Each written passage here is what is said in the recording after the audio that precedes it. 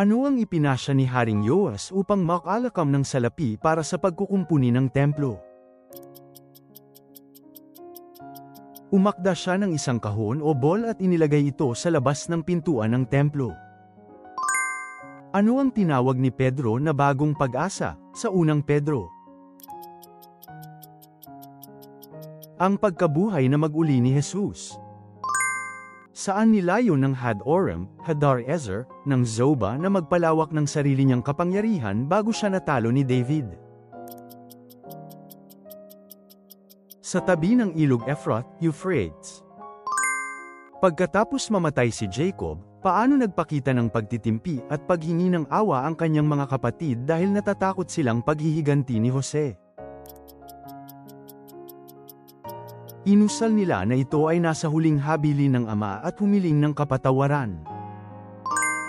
Habang nananalangin si Pedro sa bubong ng bahay ni Simon, ano ang nakita niyang pananaginip na nagdala sa kanya kay Cornelio?